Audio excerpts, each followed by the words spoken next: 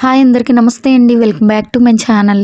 ఈరోజు వీడియోలో శనగపిండి వాడకుండా గుల్లని కరకరలాడే జంతికలనైతే చూపిస్తున్నానండి. టేస్ట్ చాలా బాగుంటుంది. అలాగే క్రిస్పీగా వస్తాయండి. చాలా క్రిస్పీగా ఉంటాయి. నెల రోజుల పైన నిల్వ ఉంటాయి. ఎక్కువ ఆయిల్ పీల్చకుండా చాలా బాగుంటాయి. జంతికలు చేసుకోవడానికి ముందుగా ఇక్కడ నేను 250 గ్రాముల దాకా మినప్పప్పు తీసుకున్నాను. మినప్పప్పు నానబెట్టుకొని కుక్కర్లో వేసుకొని 3 విజిల్ వేయించుకోవాలి. విజిల్ వచ్చేలోపు ఒక మిక్సీ జార్లోకి 5 నుంచి 6 దాకా పచ్చిమిర్చి, ఒక 3 వెల్లుల్లిపాయ రెబ్బలు, ఒక స్పూన్ జీలకర్ర వేసుకొని మెత్తగా గ్రైండ్ చేసుకోవాలి. గ్రైండ్ చేసుకున్న తర్వాత మనం ఉడికించుకున్న మినప్పప్పును కూడా ఆ మిక్సీ జార్లో వేసుకొని మెత్తగా రుబ్బేసుకోండి. ఇప్పుడు పావు కేజీ మినప్పప్పుకి అర కేజీ దాకా బియ్యం పిండి తీసుకోవాలి. అర కేజీ బియ్యం పిండిని జల్లించేసుకొని ఇందులోకి రుచికి సరిపడినంత ఉప్పు యాడ్ చేసుకోవాలి. సాల్ట్ వేసిన తర్వాత మళ్ళీ ఒకసారి శుభ్రంగా కలిపేసుకోండి. ఒకసారి ఇలా బాగా కలిపేసుకొని సాల్ట్ అంతా కూడా పిండికి పట్టేలా కలుపుకోవాలి. తర్వాత వేడి చేసుకున్న నెయ్యి కానీ లేదా బటర్ కానీ ఆ రెండు లేకపోతే ఆయిల్నైనా కొంచెం వేడి చేసుకొని పిండికి పట్టించుకోవాలి. నేను ఇక్కడ నెయ్యి వేసుకున్నానండి. నెయ్యి వేసుకుంటే మనకి స్మెల్ టేస్ట్ కూడా చాలా బాగుంటుంది. ఫ్లేవర్ చాలా బాగుంటుంది అన్నమాట జంతికలు.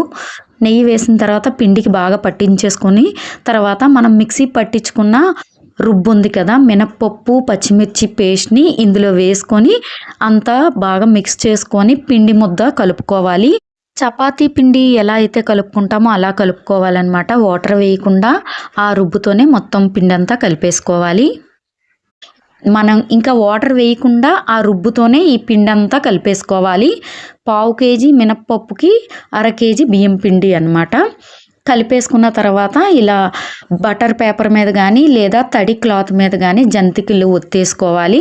లేదా ఆయిల్లో డైరెక్ట్గానైనా వేసుకోవచ్చు. నేనైతే బటర్ పేపర్ మీద వేసుకొని డీప్ ఫ్రై చేసుకుంటున్నాను. ఆయిల్ వేడెక్కిన తర్వాత డీప్ ఫ్రై చేసేసుకోవడమే.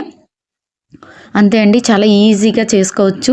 ఇవి కలర్ బాగుంటాయి, టేస్ట్ కూడా చాలా బాగుంటుందండి. ఒక్కసారి ట్రై చేసి చూడండి, తప్పకుండా మీకు నచ్చుతుంది.